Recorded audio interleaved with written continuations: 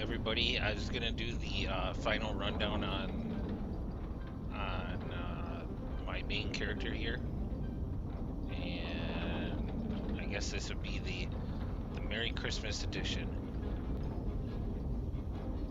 First thing I'm gonna do is go through what I started out as, and what the race is, and what the level breakdown is, and then we'll do like a little thing of why. And I think I'd also like to add in some final thoughts on this build in particular, just from my own personal take about how it went up here. So here we go. We'll try to make this short so everybody gets it. And open up the character sheet. We got Wizard 12,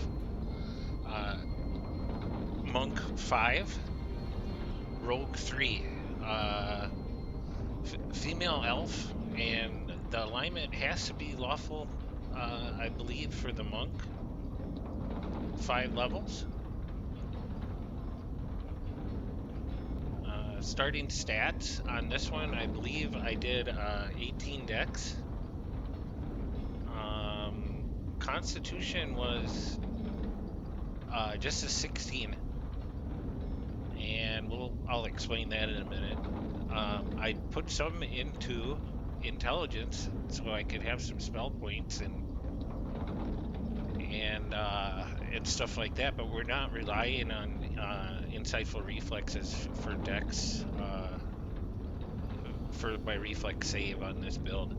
So I believe I just started at 12 intel. Boy, I know this is gonna sound strange, but stick with me here. The other thing is I did jack up strength at the beginning so that I could lower the prerequisite for power attack. That requires a 13, so I might have started at 13 strength, I'm not even sure. At the low levels, I was actually using strength to hit until I hit level 3 with the rogue. So we'll go through that in a minute. Here's the enhancement tree breakdown. This is a Eldritch Knight, but I did not take it up to the 5th tier.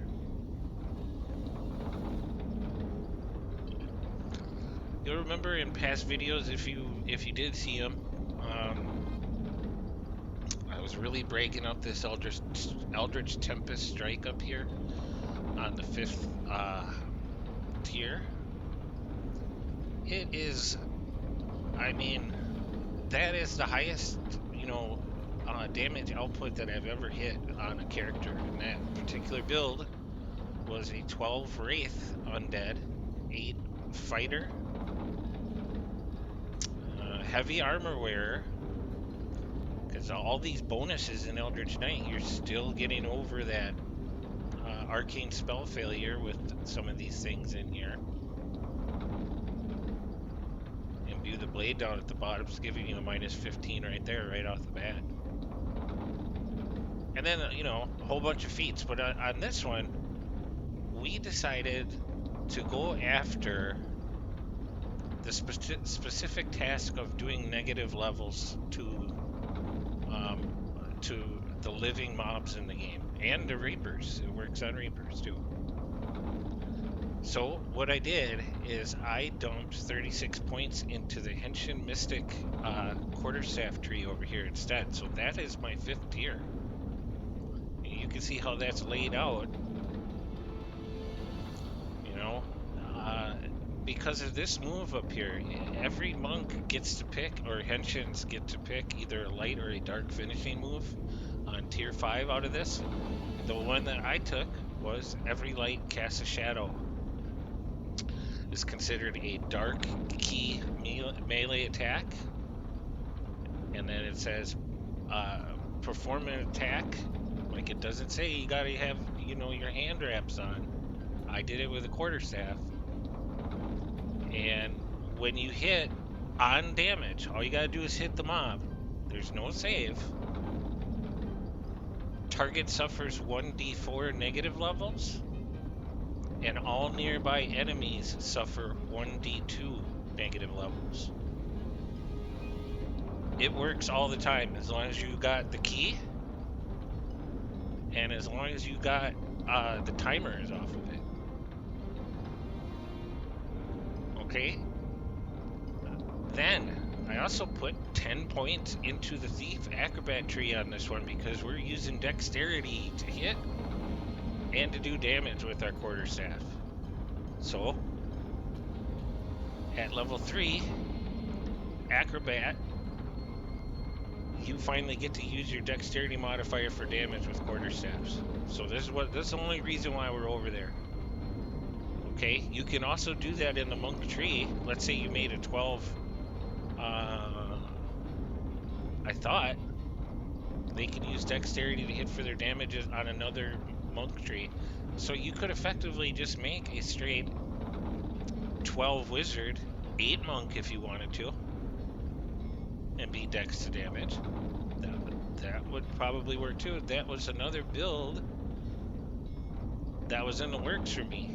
But the benefit with the thief acrobat is you get a free feat, swords to plowshares now at level 3. So that's the reason for the mix there. And, you know, have a bunch of quarterstaffs sitting in the bank named. Okay, the Pale Master tree over here, we got 22 into this. It's not even up to 4th tier on anything. Pick your form at level 3. I took the wraith form because I'm gaining 2 dexterity and 2 intelligence out of it, as well as the other bonuses. A lot of people have been asking, you know, well, what do you think the best form is? And I'm gonna say they're all good. You could even do this as a you could do this as a zombie if you wanted to. It would actually even get a higher damage output on it with the 20% bonus to their melee attacks in zombie form. However, I still probably would not make it strength based. Again, it used to be that like the vampire was the only one that could do another negative on a Vorpal, but now you get to pick out of this huge selection down here if you want to do it. So even a lich can pick inflict weariness. You know, it says this is one of the choices you have out of there. Your attack inflict 2 to 9 points of negative energy damage to living targets, scaling with 100% spell power. And then on Vorpal hits, you cause energy drain, inflicting 1 negative level on victims. So, since the focus for me on this one was to do negative levels to the living mobs in the game, it was a no-brainer to pick the inflict weariness out of there. My second choice was undead shock. This means that you no longer take the extra damage from light in the game. Like there used to be multipliers on all of the Pale Master forms. Some of them were pretty bad back in the day. Vampire form was like 200% extra light damage, and now what they're saying is that extra added light damage is not effective on you anymore when you take undead shock. And I can't click on here to open them up to see all your choices, but that's what it is. So the last thing is because I got a bunch of racial lives done, I thought maybe I'd have enough action points to get up here in the elf tree, take a dragon mark, take 1 feet of their dragon mark, and bring it up here to the Binding Shadows move that they have on tier 5. It's a greater dragon mark, clicky, and it will deal out 2d4 negative levels to a target. And it has a timer. Now, I didn't have enough action points still, for what I wanted to do for this build. to get into that. So that was another opportunity up there to really lay in negative levels on whatever you're fighting. Usually can't do it to mobs or mob bosses, big bosses, but it's pretty effective at at doing a lot of things that are very helpful to your group. Anytime a monster takes a negative level, it is getting the effects of their saves being diminished, like for casters. It's dumping down their hit points. It's just doing a lot of devastating things. It's very helpful. I guess what I found out is it's very helpful to the rest of the party up here at these extreme difficulty levels. That's the plus side. The bad thing, leveling up sucks to level 20 because you're only a level 3 acrobat rogue. So by the time you take your next batch of levels for whatever it is, you're not even on the 5th tier. Like from I wasn't, because I wanted to get the wizard lives out of the way, so I was doing like a 12-3 mix, and I actually had to play at those lesser levels with the 5th tier Eldritch Tempest until I got enough monk levels to go over there to go do that. So it's one of the drawbacks of this build. I mean, it's not perfect, you know, or you just go get yourself an Otto's box and blitz right through it all. So if you don't want to deal with that hard leveling or hard heroic leveling hassle, you know. So this is the breakdown then. 36 in Henshin, 10 in the Thief Acrobat. Also took that speed boost up there, the haste boost. And some other things they get, you know, while wearing lighter cloth armor, you run 1% faster. So I'm running 3% total for 3 rogue levels. You know, I like to try and keep moving. And of course, Thief Acrobatics, which gives you a 15% attack speed bonus with Quarterstaffs. I don't know if that stacks with permanent haste. Blinding speed. I'm heading over to feats. Now, epic feats first. I took a Holy Strike from Divine Sphere, the Scion of Arborea,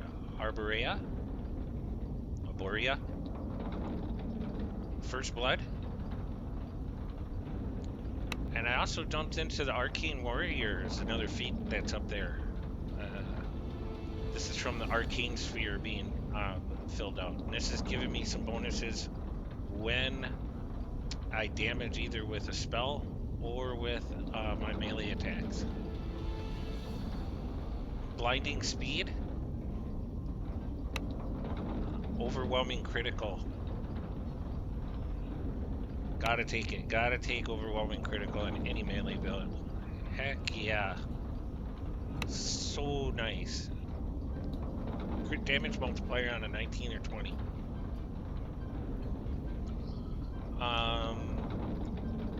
Combat styles, where are we? Oh yeah. All 3 of the improved two-handed fighting, because Quarterstaff counts as a two-handed weapon. Evasion is granted with the monk and with the rogue at level 2. It's not improved evasion.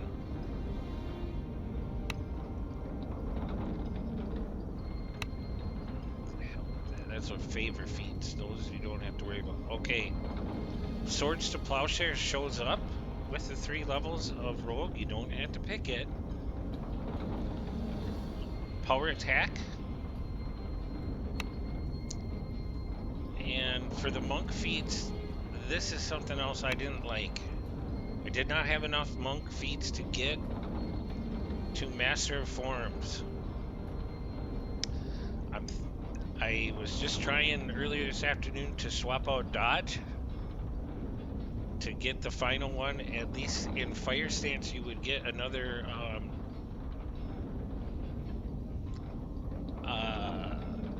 what is it? Critical multiplier on rolls in 19 or 20 with any weapon, as long as you're centered. So this is something bad here. Not enough feats for the build. There's not enough feats for the build. So I think I prefer my 12 wizzy 8 fighter for that reason. For those two reasons. Hard to level, and you don't have enough feats with this build. So, let me think here. Quick draw is granted from the Eldritch Knight now. It's one of these, I thought.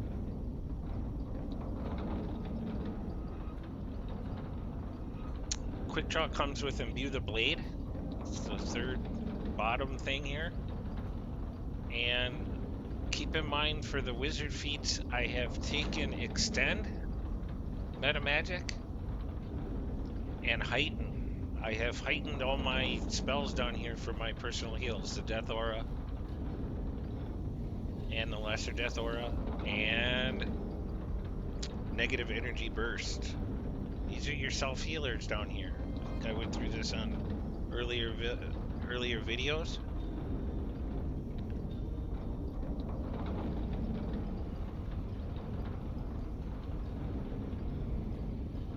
I'm opening up the Epic Destinies. I have switched over to Fury of the Wild for Adrenaline Strikes on this. Or Unbridled Fury and the other things, so that's what I'm running in right now. I also ran it for a large portion in the Monk Epic Destiny Grandmaster of Flowers. I just did this because I was running into some people who were playing that had good holds, and I know that Sense Weakness on the 4th tier of Fury of the Wild gives you some great damage to held mobs. So I had just done this just to see what was cracking. I have 5 twists right now. One of them is Endless Faith for more spell points. That comes from the Exalted Angel Tree. It's a favored soul kind of Destiny. Extra action boost from Legendary Dreadnought. You can see I'm up to 9 action boosts on my haste clicky there per rest. I like that. I like to have, you know, a certain amount that I can use during questing between shrines. Improved power attack. Tier 2 from Legendary Dreadnought. Grim Precision. Oh yeah, this is from Shadow Dancer. This is a fortification bypass and dodge bypass, 3%. Whoop-de-fizz. Piercing Clarity is the last one. Where did this come from? This comes from the Monk Tree. And again, your attacks bypass 10% of any enemy fortification. And you also get Ghost Touch. We're mostly there. I wanted to open up to see if that stacks. I didn't even check it yet. So it's 25% fortification bypass. I'll go to stats and open up that little plus sign.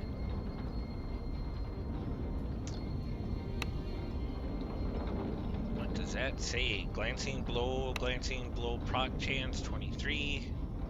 Quarterstaff attack speed bonus is there at 15%. Maybe it's in general combat. There it is. Fortification bypass at 35%, so that is stacking. Looks like I'm getting another 10% from somewhere. And there's that dodge bypass, 3%. A sneak attack die 46 is, it's not that much damage, right? It's just a sneak attack. You're not really relying on that. You don't really, I mean, it's good. It's always good to have extra stuff piling on, but it's not your primary thing. And you see that helpless damage bonus is up to 35%.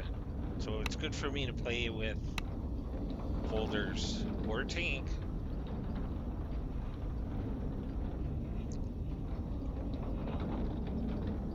Okay, Shadow Dancer.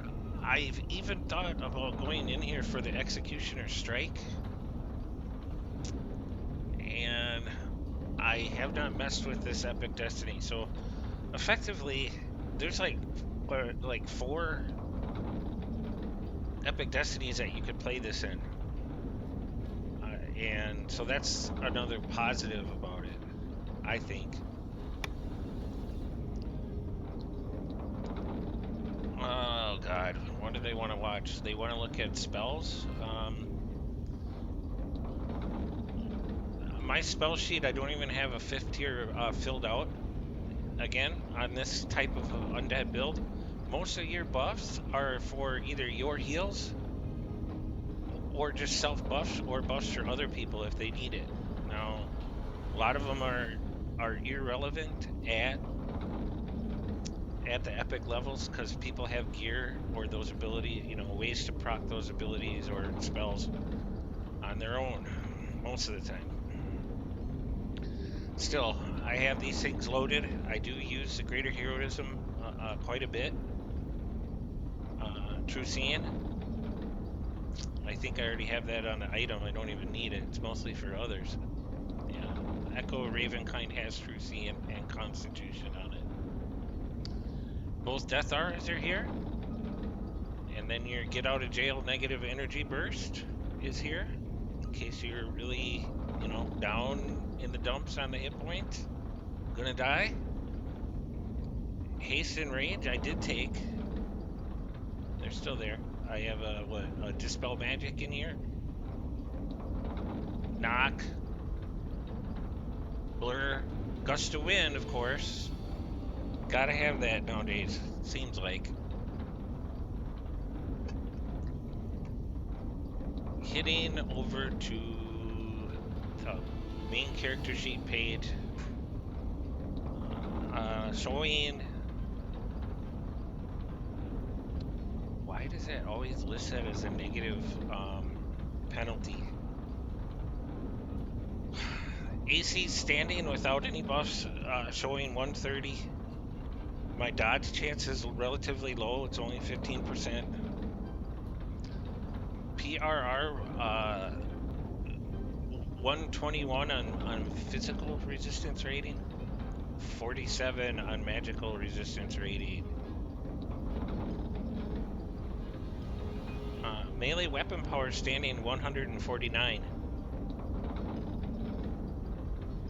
Attack bonuses double strike 13%. These are all low. I did not finish gearing out yet. Just was throwing on swag stuff to go play last night.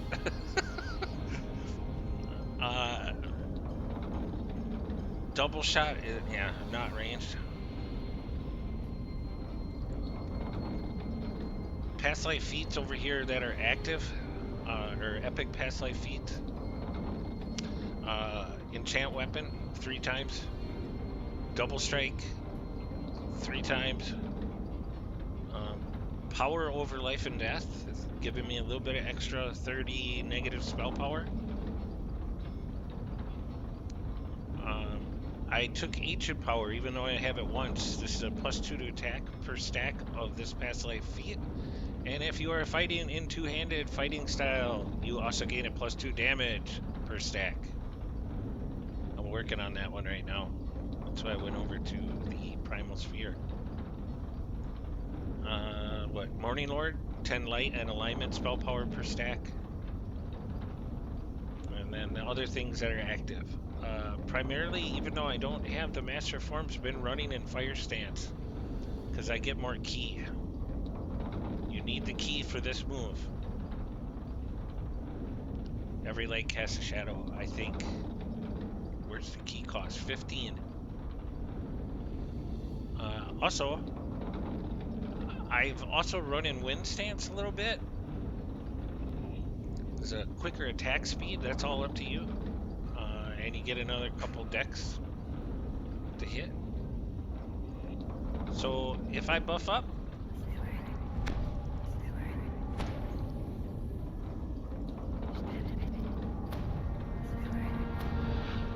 you know, I think I've gone through that cycle. You get your 4 choices here for whatever elemental form you want to do bonus on your weapon. I got fire out right here, pretty much constantly changing that depending on what we're fighting. And then my AC jumps up to what, 147, PRR 131, MRR 47. Saves go a little bit better. 72 fort, 73 reflex, 57 will. Also, using Tensor's transformation, sorry, those numbers jump up a little bit better. 156 AC, 71 dex.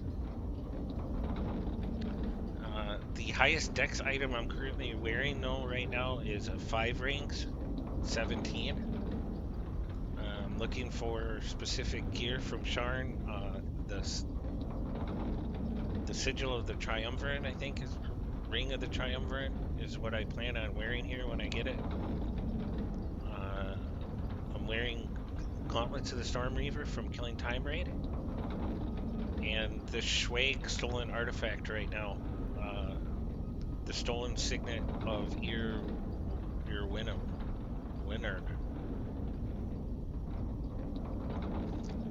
I have slotted 2 doubles sets for filigrees. And one of them isn't all maxed out yet. I have one against many. I gotta read it here. We'll just do the modification in the window. And it can't be equipped. Awesome. You can't put aside the inevitable. This is Anistal's Mystical Defense and Electrocution combo. And Sucker Punch 1 against many combo. Now, Sucker Punch is mostly for, I think it's primarily for, strength builds. And like this one is giving a +2 bonus to strength. There is another double set filigree that I do not have for dex +2. But I don't have it yet. I gotta run more raids. So I have the Sucker Punch active in what, 1, 2, and 1 against many active. This is all 8 slotted over here on the weapon. The other 2 right now are over here generically in the signet. Trying to work on getting 4 sets worn at the same time. Then also wearing the interset.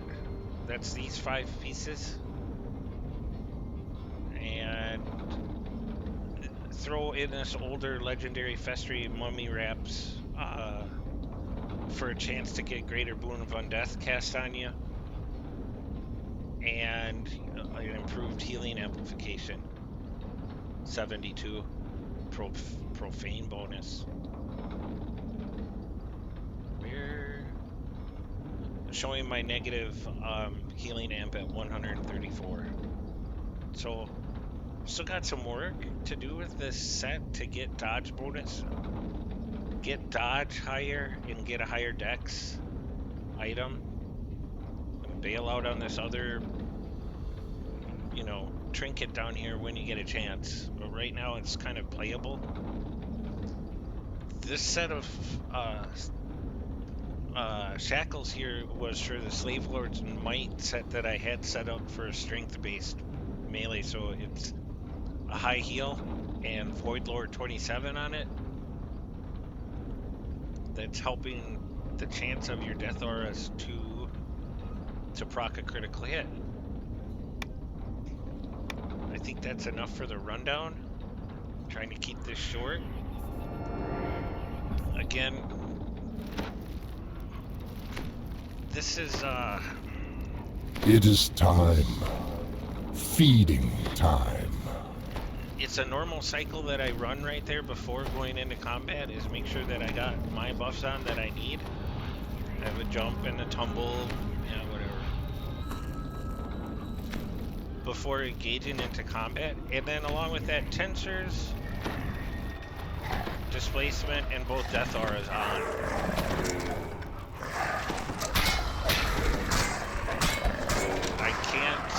I will not be able to negative level dogs and stuff. But we'll find something that I can, I think, somewhere. Here and see if we get something living. Here's some DAS defenders, and I will just use that monk move right off the bat. And all you gotta do is hit him, so I'll wait for him to get close. And he just took a bunch of negatives. And then I hit another negative there.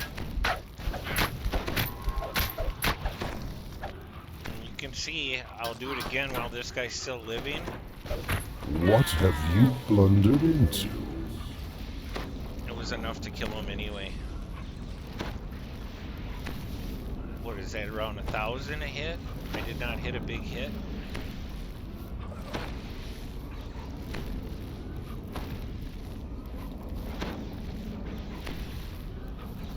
Where did they come from? Come on. It feels wonky in here right now. There we go. There's some muscle over there. Also messing around with Unbridled Fury and that haste. And the Adrenaline Strike here. I must not be damaged. And there's a 5k right at the end. I think that's enough for this rundown. I hope everybody understands what's going on in the video, and have a Merry Christmas. You know, have a good time. Get some presents. Give some presents. See you later, alligators.